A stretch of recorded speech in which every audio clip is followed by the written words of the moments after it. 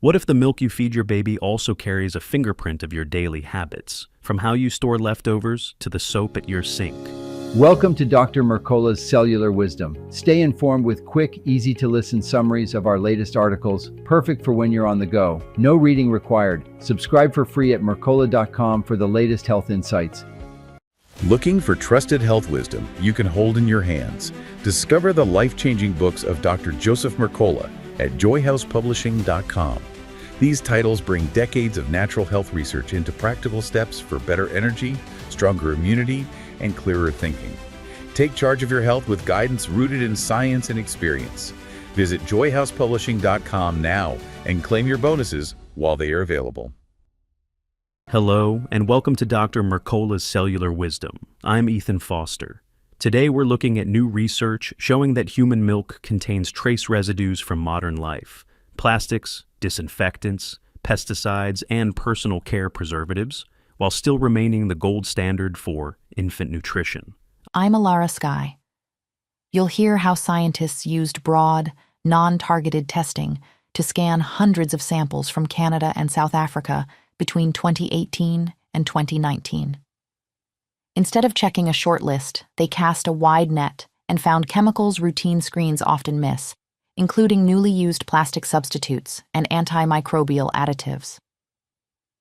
Researchers reported antimicrobial preservatives from soaps and disinfectants, plastic-related antioxidant additives from packaging, agricultural chemicals like propanil, and chloroxylenol from household cleaners. They even identified a metabolite of an HIV medication in South African samples, showing how past treatment choices can remain visible in milk as breakdown products.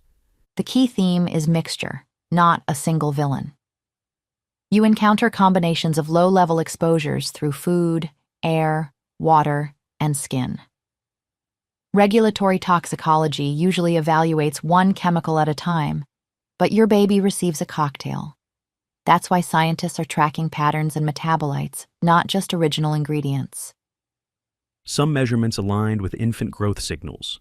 Concentrations of bisphenols, including BPA and BPAF, correlated with differences in body length, head circumference, or head size in South African infants. Researchers emphasize these are early findings that need replication, yet they help explain why early life exposures draw so much attention.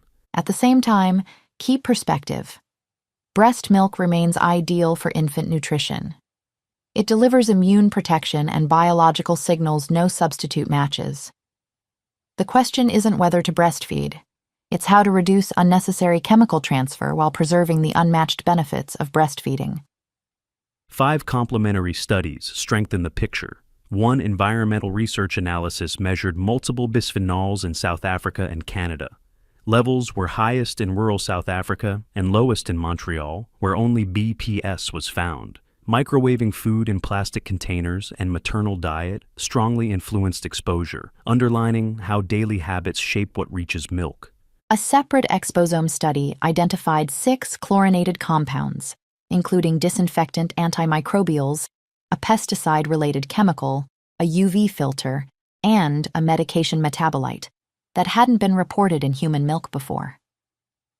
Broad scanning revealed exposures routine lists overlook, especially from cleaning practices, agriculture, and prior medical care.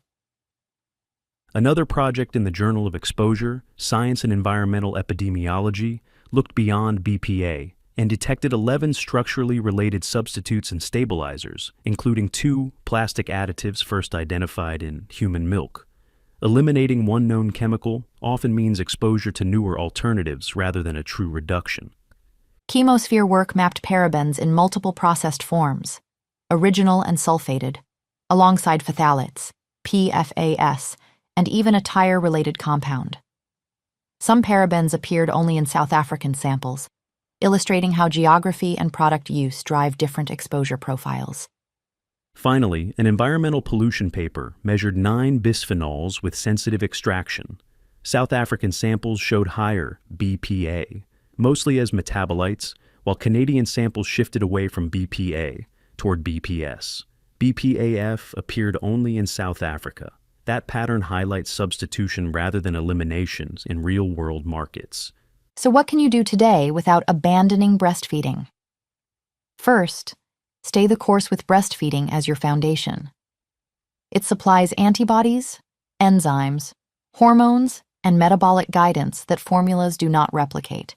Reducing environmental inputs simply decreases what transfers alongside those benefits. Second, filter your water. Drinking and cooking water can carry residues from disinfectants, pesticides, and plastics.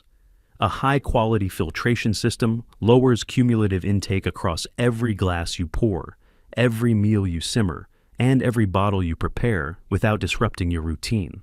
Third, simplify personal care and cleaning products. Many newly detected compounds trace back to what you apply to your skin and use at the sink. Replace antibacterial hand soap with a natural soap. Skip long ingredient list body lotions in favor of organic coconut oil. Eliminate triclosan-containing toothpaste, and consider a simple baking soda and coconut oil deodorant. Fourth, limit plastic contact with food and beverages, especially with heat. Do not microwave in plastic. That behavior showed one of the strongest links to bisphenol levels. Prioritize hot contact items first: coffee cup lids, hot takeout containers, and plastic wrap on hot dishes. Transition storage to glass or stainless. Focus early on acidic foods like tomato sauce. Avoid canned goods with BPA linings, and don't reuse disposable plastic bottles. Fifth, if breastfeeding isn't possible, use the homemade formula approach outlined here to reduce industrial seed oils and additives common in commercial products. The dairy-based version yields about 36 ounces. It combines filtered water, grass-fed beef gelatin, lactose, raw organic whole cow's milk, liquid homemade whey, raw cream, acerola powder, Bifidobacterium infantis, nutritional yeast flakes, a small amount of non-fermented cod liver oil or salmon/krill oil, coconut oil, ghee, and high-vitamin butter oil. The method involves warming and dissolving ingredients, blending with milk and whey, pouring into glass containers, refrigerating and warming gently in hot water before feeding, never in a microwave. Common questions deserve clear answers. Why do chemicals appear in milk at all? Because milk mirrors daily environment, food packaging, water, air, and skin contact. Add small amounts that your body processes into metabolites that can still be measured. Does their presence make milk unsafe? No. Researchers stress that breast milk remains the best nutrition for infants. Which habits most influence exposure? Microwaving and plastic, frequent use of personal care products with preservatives or antimicrobials, and contact with food packaging. Are all plastic-related chemicals alike? No. Different bisphenols show different correlations with growth measures, underscoring that substitutes can behave differently in your body. The practical path forward is straightforward. Keep breastfeeding, reduce plastic heat interactions, filter water, and streamline product choices. When you control these levers, you lower the chemical burden riding along with the benefits of milk without sacrificing the immune and developmental advantages your baby receives. Here's today's challenge. Choose 2 changes you can implement in the next 24 hours. Stop microwaving any food in plastic and move your hot drink routine to glass or stainless. And set up a water filter by the end of the week. Track what you swap out and how consistently you maintain it over the next month. Thank you for watching Dr. Mercola's Cellular Wisdom. We'll see you on the next episode. Thanks for watching. Subscribe now and click the notification bell so you never miss an update. See you in the next video.